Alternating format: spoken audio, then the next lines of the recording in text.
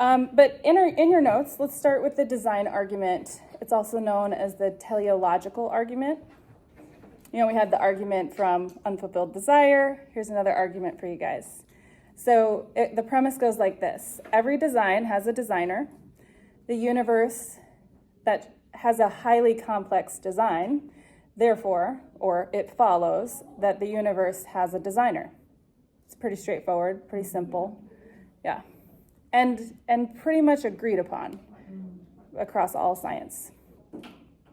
Isaac Newton said it this way: this most beautiful system of the sun, planets, and comets could only proceed from the counsel and dominion of an intelligent and powerful being. And if the fixed stars are the center of other like systems, these being formed by the likewise counsel must all be subject to the dominion of one. I wish people still talk that way. But just for example, this is a Forbes article, actually, and it says this: the universe initial expansion rate from the Big Bang and the total sum of all different forms of matter and energy in the universe not only need to balance, but they need to balance to more than 20 significant digits. It's like guessing the same 1 to, a million number as me 3 times in a row, and then proceeding the outcome of 16 consecutive coin flips immediately afterwards. The odds of this occurring naturally, if we consider all the random possibilities we could have imagined, are astronomically small.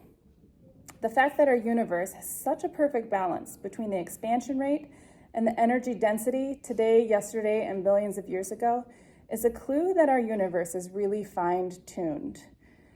But what's beautiful about this is typically when you have an explosion, right, it produces chaos, right? There's a center, and it's chaos. And you can see this by a balloon with paint exploding here, right? But it's been proven that our universe is actually expanding like this circle over here in a measured equal rate, which that's pretty amazing. And a lot of people, that is very convincing to them of there has to be some kind of other force, right, that is controlling this, what should be chaos, right? We typically don't get order out of chaos, but yet that's what is happening in our universe. It's very cool. I think it's very cool. For examples, here's some fine-tuning examples. Oxygen level comprises 21% of the atmosphere, but if it were at 25%, fires would erupt spontaneously, and if it were at 15%, we would suffocate. So, just right.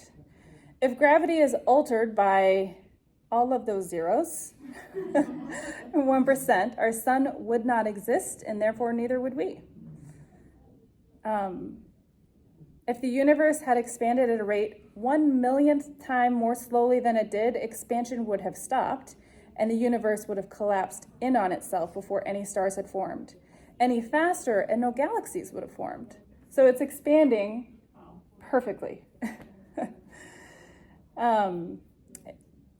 If Jupiter were not in its current orbit, the Earth would be bombarded with space material. Jupiter's gravitational field acts as a cosmic vacuum cleaner, attracting asteroids and comets that might otherwise strike Earth. That's kind of fun fact. And let me tell you, the young people love these fun facts. They love that this is, and all of it points to how awesome God is and how perfect his plans are. So I like to throw these out with young people every once in a while.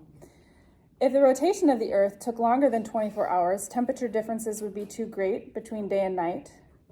If the rotation period were slower, atmospheric wind velocities would be too great. If lightning rates were greater, there would be too much fire destruction, but if there was less, there would be too little nitrogen fixing the soil. I like that one. If Juliet were here, I would talk to her about gardening, because there's no nitrogen in Florida soil, which is shocking because we're Tampa's like the lightning capital of the world, but all the sand, everything just runs out of it.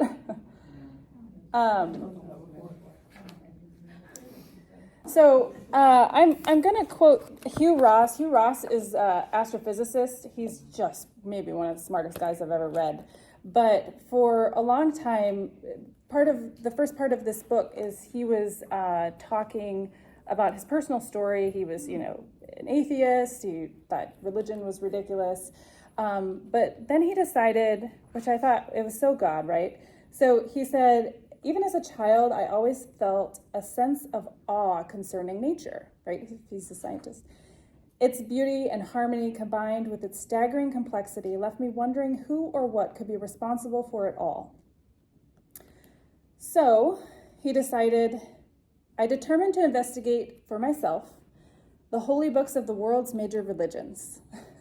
I figured if God, the creator, was speaking through any of these books, I presumed he was not, then the communication would be noticeably distinct from what human beings could write or would write. I reasoned that if humans invented a religion, their message would contain errors and inconsistencies. But if the creator communicated his message, it would reflect his supernature. It would be consistent, like nature is. I chose history and science as good ways to test the revelations on which various religions are based. So, he studied all the holy books, and then he decided to come to the Bible. He goes, I was getting a little smug, because he had gone through other books, until I picked up a Bible I had received, but not read, from the Gideons at my public library. The book's distinctives struck me immediately. It was simple, direct, specific. I was amazed with the quantity of historical and scientific references and with the details in them. It took me a whole evening just to investigate the first chapter. Instead of another bizarre creation myth, here was a journal-like record of the Earth's initial conditions, correctly described on the basis of astrophysics and geophysics. And that night, he committed to spend at least an hour a day going through the Bible to test the accuracy of all the statements of science, geography, and history. I expected this study to take 4 weeks. Instead, it took him 18 months. He said, at the end of 18 months, I had to admit to myself that I had been unsuccessful in finding a single provable error or contradiction. This is not to say that there weren't any passages in the Bible I didn't understand or problems I could not resolve. The problems and passages I couldn't yet understand didn't discourage me. However, for I face the same kinds of things in the records of nature. But just with the record of nature, I was impressed with how much could be understood and resolved. And he calculated the probability, in your notes, the probability of all of these variables, all these fine-tuning variables. There was 122 in all. He talks about them and lists them in this book. If they would exist today for any other planet in the universe by chance or without divine design, and it would be 10 to the 138th power, that's 1 with 138 zeros after it. Just incredible, isn't it? So basically it wouldn't happen. Like the chances are just way too slim. For example, to put into perspective, there's only 10 to the 70th atoms in the entire universe. And he's talking about 10 to the 138th power of chance of that happening. It's kind of amazing, right? And to walk through this book as he discovered all of this was a really fun read. Even though it was an older book, I just found it fascinating. Arno Penzias, co-discoverer of the radiation afterglow, said, astronomy leads us to a unique event, the universe, which was created out of nothing and delicately balanced to prove exactly the conditions required to support life. In the absence of an absurdly improbable, remember we talked about impossible, improbable accident, the observations of modern science seems to suggest an underlying, one might say, supernatural plan. So, for fun, how many stars do you think are in the universe?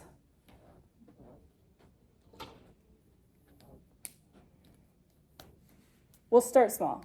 How many in the Milky Way?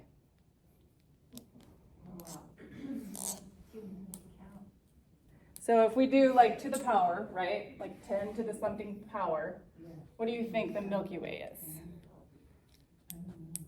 Yeah, who counts the stars? Who are we trusting? Scientists. Why is that scientists?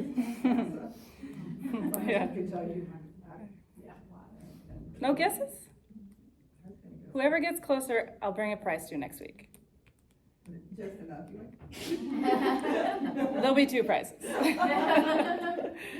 don't know, I think it's like 80 million or something, but you're saying 10 to the whatever, 10 to the. I don't know. Well, you have some reference, right? There are 10 to the 70th atoms in the entire universe. So we know it has to be less than that.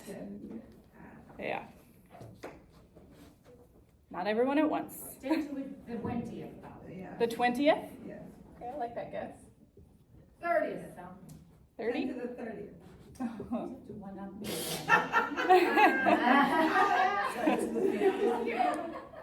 All right. Anybody else? $1. $1.01. She said 10 to 50. 50?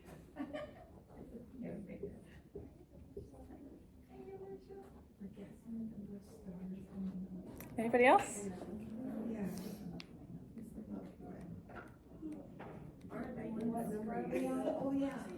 New ones are created, new ones die. So there's a little bit of variance I have in numbers for y'all. There's not an exact number, but yeah. This is for the Milky Way? The Milky Way. I see that. Or, you know. Yeah. Someone's got it, good for them. They probably did a math though, like. How do I have it worded? The universe. The known universe, I should say, right?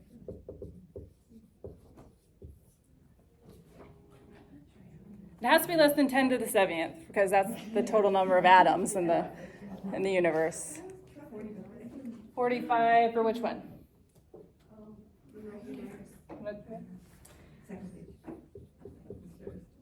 Y'all are ambitious. All right, who said 10 to the 20th? I would say 10 to the 10th here, but. You did? You're the closest. So there's about 100,000 million in the Milky Way, which would be 10 to the 11th to 10 to the 12th. So there's like quite a range, right? Because that's in a whole extra zero. So that would be like 1, 10,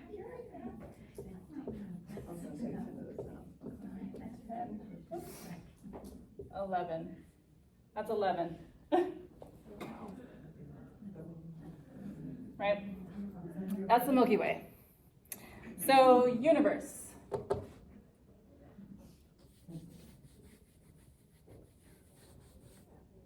Infinity. The known universe. And beyond. The known universe.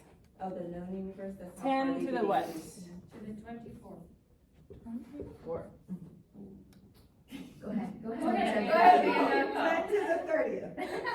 I'm staying consistent. She's like, it's got to hit at some point, right? Statistically speaking. Just shoot your shot. Galaxies. Right. And we're one galaxy, it's got a ton of galaxies, so It's the known universe, right? And Right. so they have to kind of guess. Yeah. I'm actually going to stop because that is it. What? Oh. Yeah, she nailed it. It's about 10 to the 22nd to 10 to the... Are you undercover? Yeah. I know. She wins all the prizes. She's like, I know. She's like, child's play, y'all. Yeah.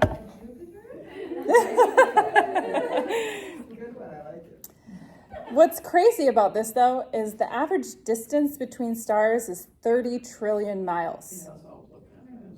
The space shuttle in orbit travels about 17,000 miles an hour, almost 5 per second. So traveling at that speed, it would take you over 200,000 years to travel 30 trillion miles.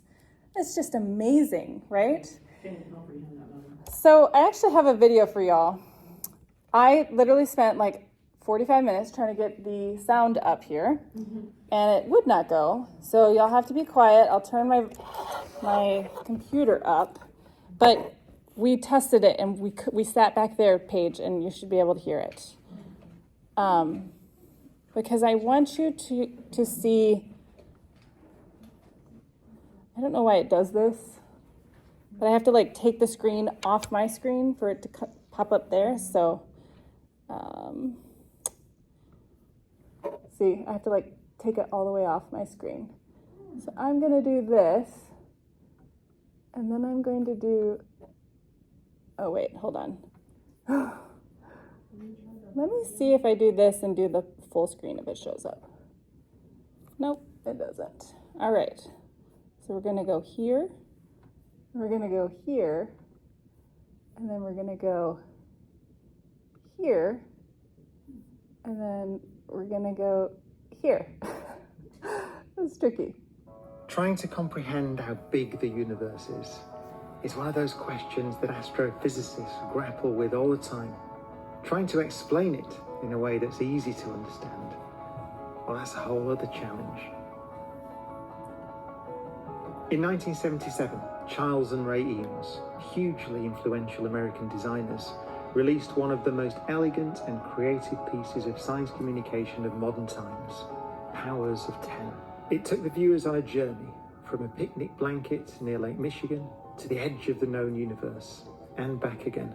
Over 40 years later, as a humble homage to this groundbreaking film, we're going to take a similar journey through time and space and see how our understanding has changed along the way. As in 1977, we'll start with a picnic, though this time we're on the island of Sicily in Italy, rather than Lake Michigan. We'll start with a scene 1 meter wide, viewed from 1 meter away, and every 10 seconds, we're going to move out to 10 times further away, so the scene will be 10 times wider. This square is 10 meters wide, and in 10 seconds, the next square will be 10 times that. The movement may seem linear, but we're actually accelerating exponentially into the distance.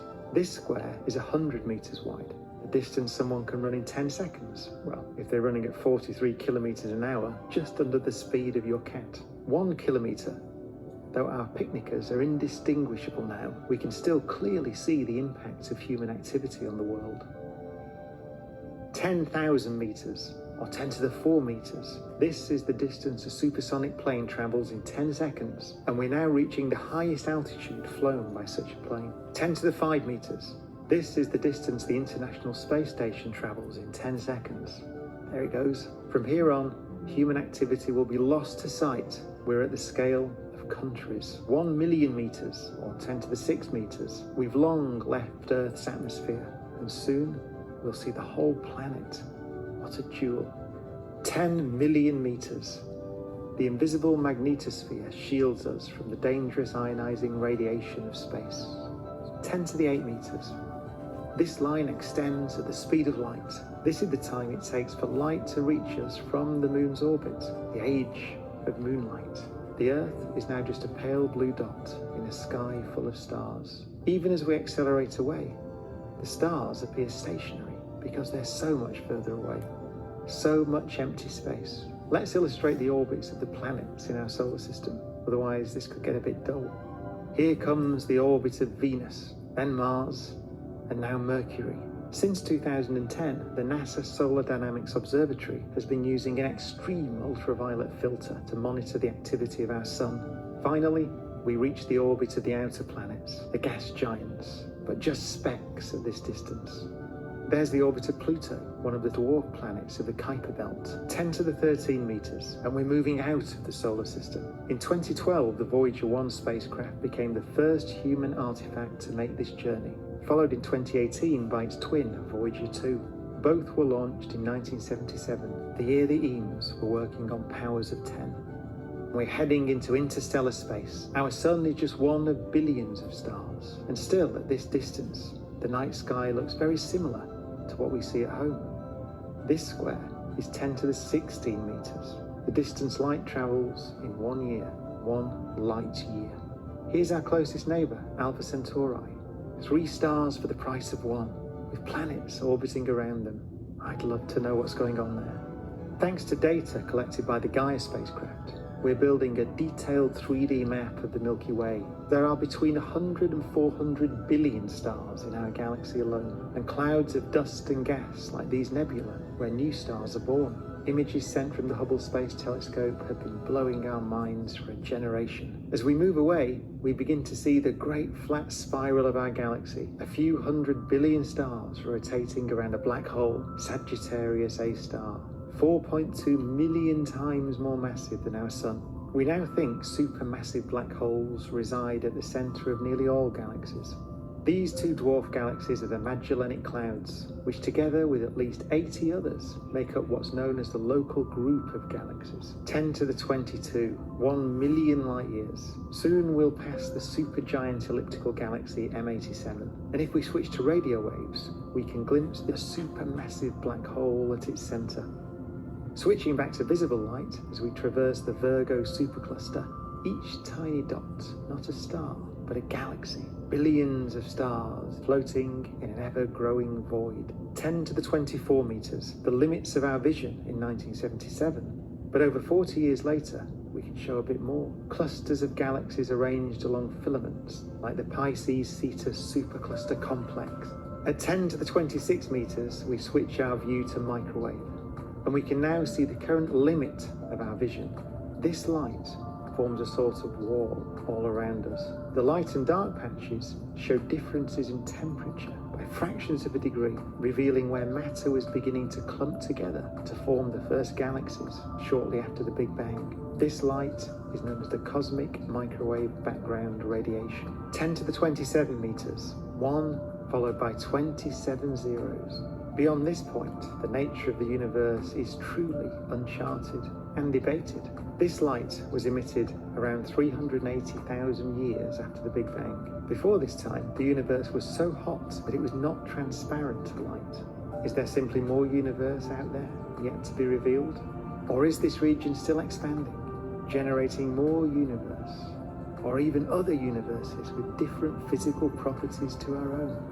How will our understanding of the universe have changed by 2077? How many more powers of 10 are out there? From a picnic blanket on Sicily to the very edge of our understanding, I salute the Eames for the way they told this beautiful story, the story of the universe.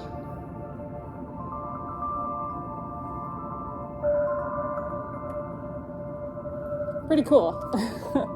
I like that video because it really shows how much we don't know. Okay, I have to scroll this back. I don't know why it does that. I love that because it shows how much we don't know and yet claim we think we do. You know, there's so much mystery and awesomeness. Like, we use that word a lot, but I think that it's an appropriate term to use, the awesomeness of the universe that the Lord has placed us in. It's just very cool. We should never lose like that sense of awe and wonder, no matter how much we learn about science. But it makes sense watching that video and then going to, the Bible tells us to look to the heavens if we want to get an idea of what God is like, right? So David wrote in Psalm 19, "The heavens declare the glory of God. The skies proclaim the works of his hands," right? That video shows you like how awesome it is. Isaiah asks us about God, "To whom will you compare me? Or who is my equal?" says the Holy One. The answer's in the next verse. "Lift your eyes and look to the heavens." Isaiah goes on to say that God knows all of the heaven's stars by name. It's kind of mind-bending to think about that after seeing that video. Psalm 103:11, "For as high as the heavens are above the earth, so great is his love for those who revere him." And the heavens are everything above us, right? That's how the ancients talked about the heavens. It wasn't this like celestial, like somewhere not here. It was everything above us. So how great is your love? And so if we think about how far that we just know about the heavens, It could be massively further. That's how, his love is even greater than that. Just, it's beautiful, and it's kind of overwhelming if you really sit in that. And so when you're sharing God's love with others, like, this is a great way to show the overwhelming love of God to others, right? Our world desperately wants that kind of love. C.S. Lewis writes in his book, The Screwtape Letters, a great insight about the universe. The senior demon Screwtape writes some advice to his junior demon, Wormwood, on how to keep people from becoming Christians. Screwtape writes, quote, keep pressing home on him the ordinariness of things. Above all, do not attempt to use science, I mean the real sciences, as a defense against Christianity. They will positively encourage him to think about realities he can't touch or see. The Screwtape Letters are phenomenal. You should read them if you haven't read them. But I think we see that, right? Like, it takes, even naturalism takes such a reductionistic view of the universe and the world and the heavens. So even those who are really into like the material world and all there is, I mean, they forget and they can't like touch, right, the heavens and the universes and the galaxies. And so I think we see this kind of reductionistic point of view, both in those who believe in a supernatural God and those who believe in just the natural world. But we should be awe-inspired and amazed at God's power and his works. So we're going to kind of take a little, again, this class is like a 30,000 view, overview of everything. So I'm going to cover a bunch of different things about within fine-tuning and the universe and creation. So we're going to talk about simple life now. So we're going to kind of go away from the cosmic discussion, but it all ties together, I promise. So one cell amoeba is so small that hundreds could be lined up on an inch. So it's like the smallest, most simple life form there is. These are the best. You remember when you had to draw those in science class and label all the parts? Yeah. So that's what that is.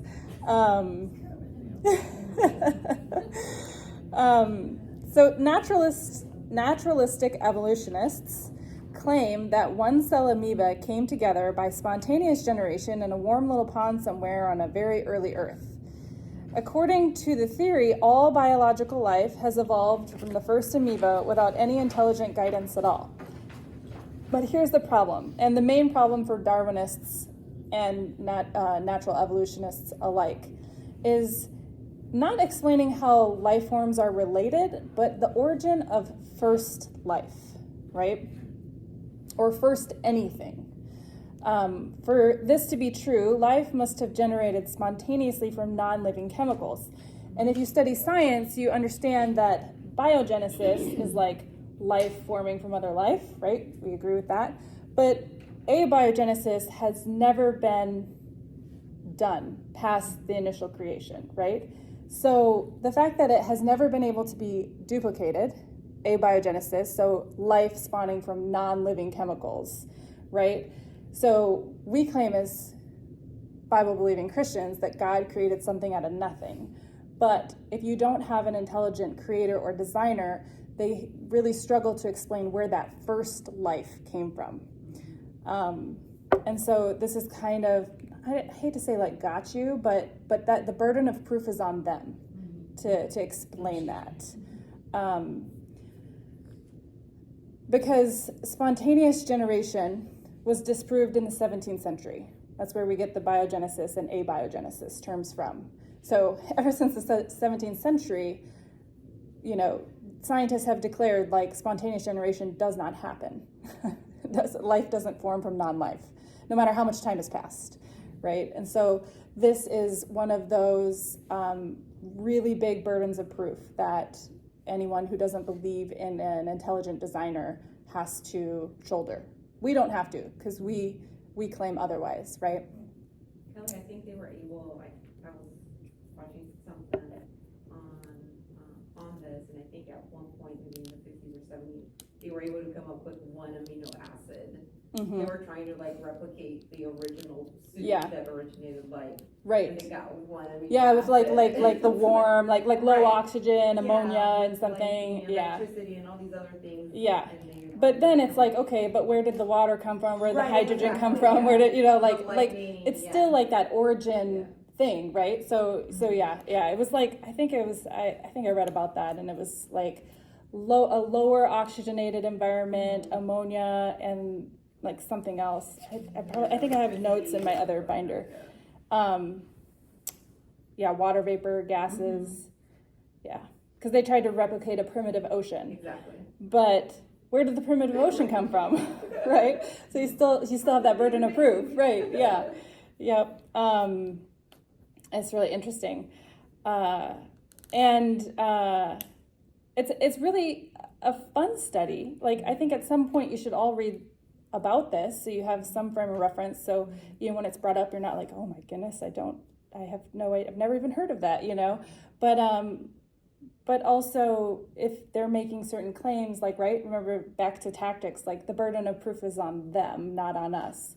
We have a creation story that we believe to be true. So they have to give their own creation story, essentially.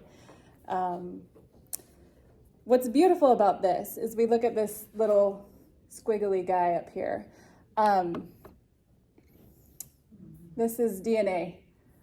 Again, how beautiful does God make things? Like, it doesn't have to be beautiful, but everything he makes is so stunning.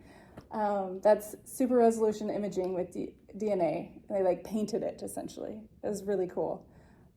Just stunning. So DNA is a chemical that encodes instructions for building and replicating all living things. The structure of DNA is represented by the different letters, right? A, T, G, C. These letters comprise what is known as a 4-letter genetic alphabet. The alphabet is identical to the English alphabet in terms of its ability to communicate a message, except that the genetic alphabet has only 4 letters instead of 26. So it's essentially the alphabet of life. Interesting. The specific order of the letters communicates a unique message within every living cell. Every living cell has a unique encoded message in it. That's why when life begins up to conception, it's because it's its own separate, unique DNA that will never, ever exist ever again. If you study like pro-life arguments, this is a very strong one, right? This DNA will never exist ever again. The message found in just the cell nucleus, the little circle from the beginning, the little purple circle, just in the nucleus, is more than all 30 volumes of the Encyclopedia Britannica combined. I have a picture, because I've taught students this and they don't know what these books are. Yeah. So I had to find pictures of these books. So just the nucleus has, sorry, I lost my spot. Just the nucleus has more than all 30 volumes combined. That's every letter and every word in every book combined in that tiny little cell nucleus, which is the most simple life form, right? That's not like an entire person, like thing. Okay, what's amazing is that entire amoeba that we saw on the previous slide has as much information in its DNA as 1,000 complete sets. Every letter lined up making a message. That's amazing. Just amazing. I love that. You get to galaxy proportions as you go down. Yeah, right. It goes. The awesomeness goes up and it goes down, right? And so this kind of shows on both ends. Like the bigger you get, the smaller you get. It never ceases to be complex and amazing and awe-inspiring. And how could we ever think that would, by accident? A good example that I've done with my kids is I had a girl in my class, she was an artist, and I had her draw a portrait, just, in a minute, sketch it with a pencil. And then I had her portrait here that she drew. And then I had a box, and I put a piece of paper in it and a pencil in it. And I started shaking the box. And I said, what are the chances that something like her picture comes out of my box? And they were like, that's ridiculous. And I was like, but what if I shake it for like 1 million years? I mean, right? Like, it just needs more time. It just needs more time, you know.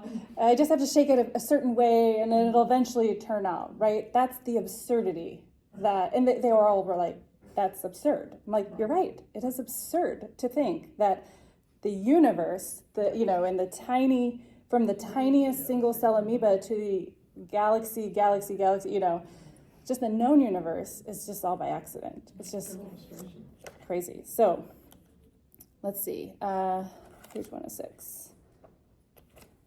So,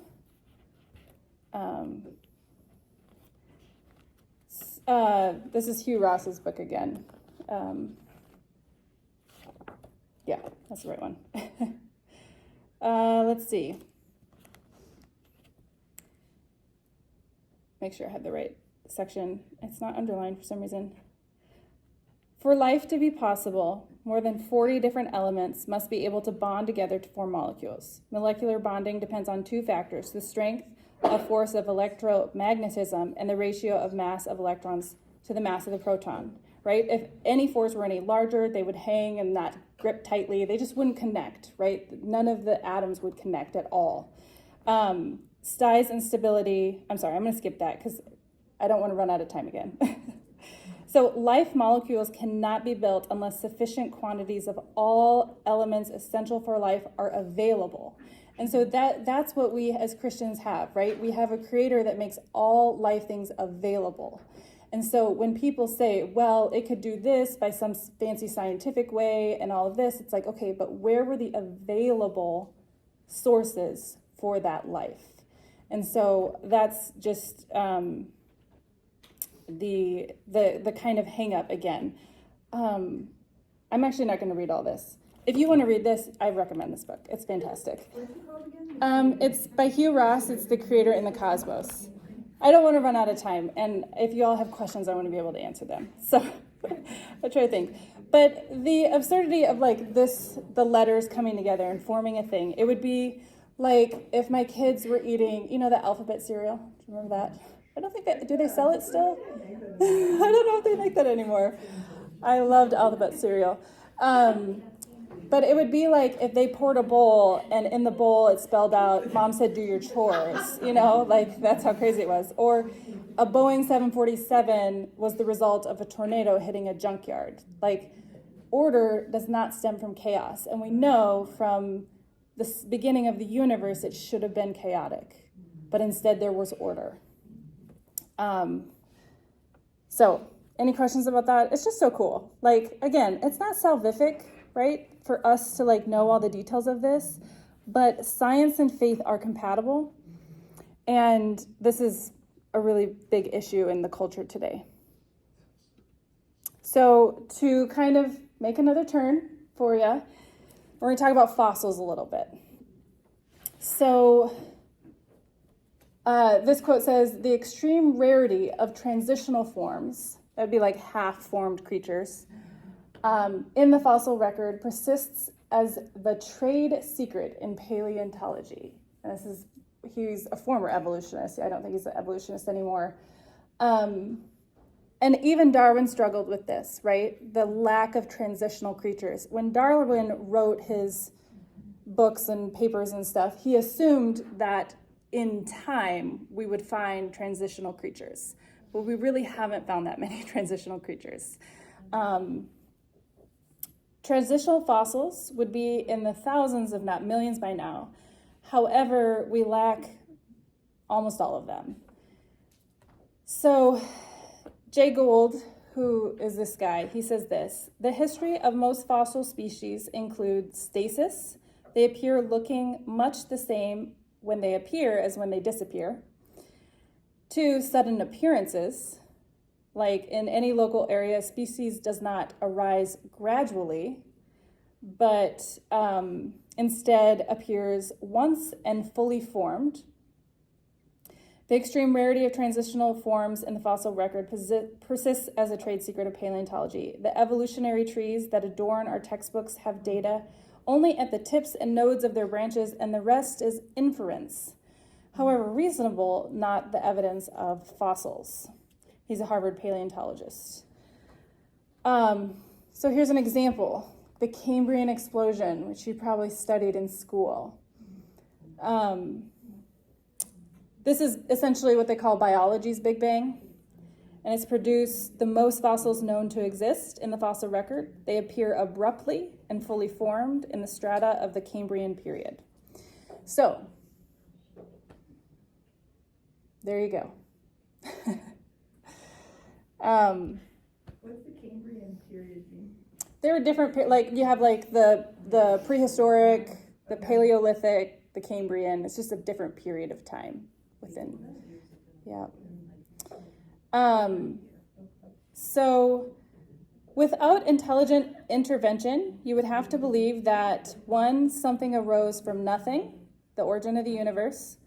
2, order arose from chaos, which the design of the universe, and life arose from non-life, intelligence from non-intelligence, personality from non-personality. And 4, new life forms arose from existing life forms despite contrary evidence. Will someone look up Romans 1:19-22?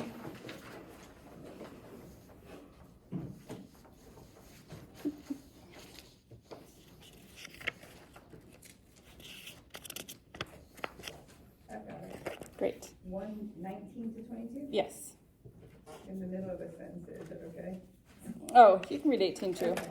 The wrath of God is being revealed from heaven against all the godlessness and wickedness of people who suppress the truth by their wickedness, since what may be known about God is plain to them, because God has made it plain to them. Yeah. For since the creation of the world, God's invisible qualities, his eternal power and divine nature, have been clearly seen, being understood from what has been made, so that people are without excuse. Yeah. So, I mean, clearly, if you just look at pictures of the universe, at pictures of DNA, right? Like, and really like sit in that and think about, okay, if this were true, this would have to follow because of X, Y, Z.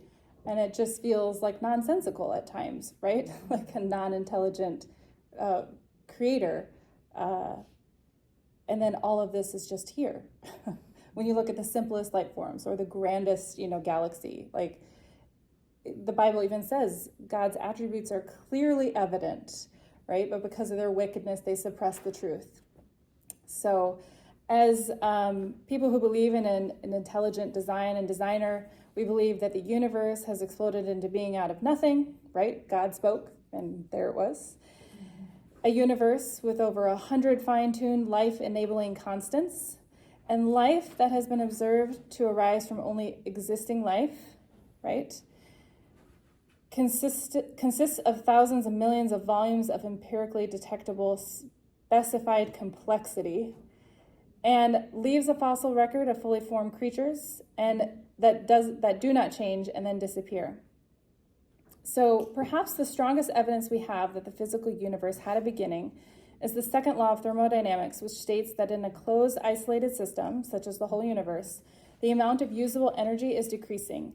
If this is so, then the universe had to have a beginning, since it has not run out of usable energy yet. So everything that had a beginning had a beginner. The physical universe had a beginning, and therefore the physical universe had a beginner. Does that make sense? So, and this was really controversial, and it's very new, right? They only discovered that the universe was expanding and that it's not an infinite universe when they had the Hubble telescope.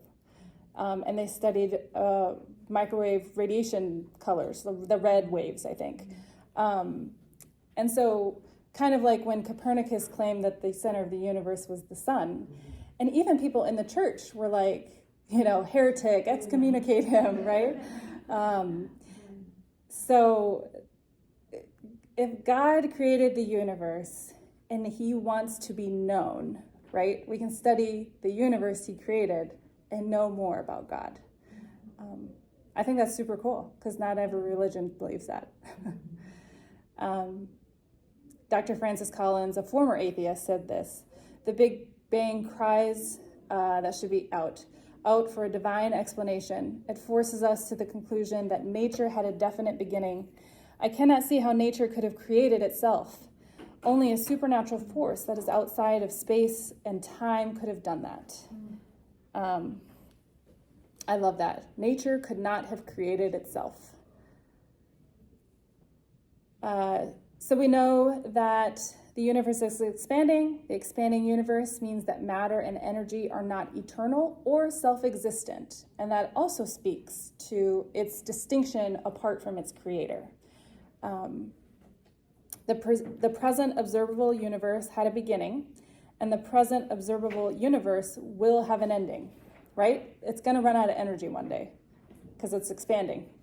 That's just what science tells us, which also aligns with Scripture, right? There will be a day, right, when all things are made new, everything's wiped out, that's evil and against God, and so we know that as Christians, there's going to be an end to this current life. And we know from the universe, there's going to be an end eventually to the world as we know it, right? Now, what that will look like later on, there's speculation on a lot of ends, right? I have my ideas, but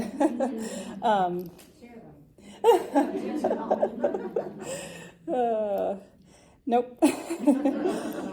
This means that the universe is an open system and something besides the observable universe must exist.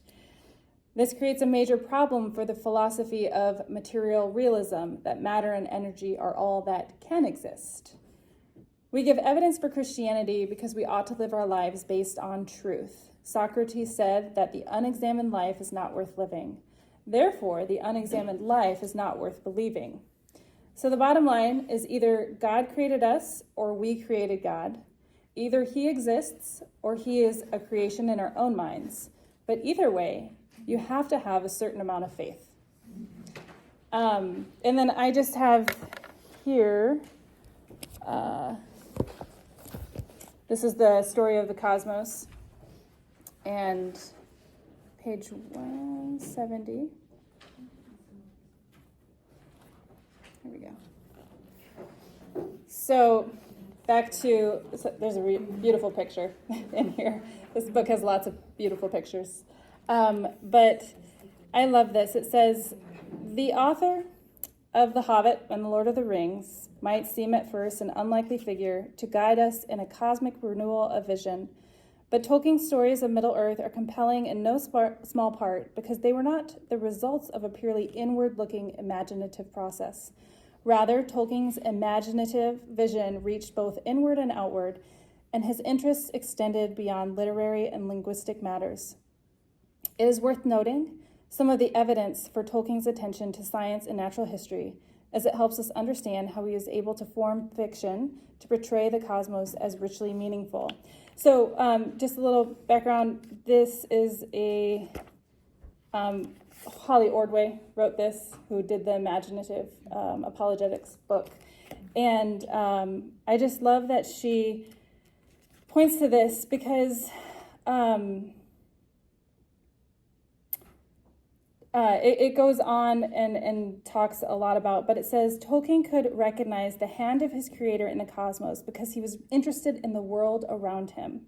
He looked and paid attention to what he saw, and having seen, he could use his immense creative talents to produce imaginative literature that helps us see today, right? And so I love that quote because I feel like it ties in everything we've been talking about: beauty, imagination, reason, logic.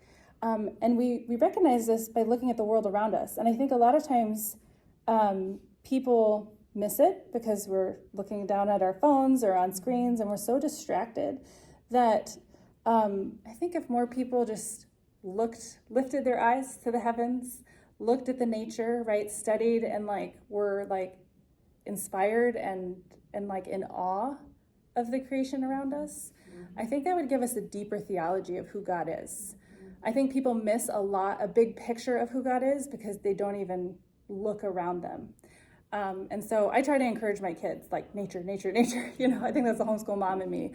But also the more I study apologetics and the universe and just, I mean, the Bible tells us, I was just reading Job yesterday morning when God responds to Job, and it's like, where were you when I did this, when I created this, when this part of nature is doing this, when this part of nature is doing that?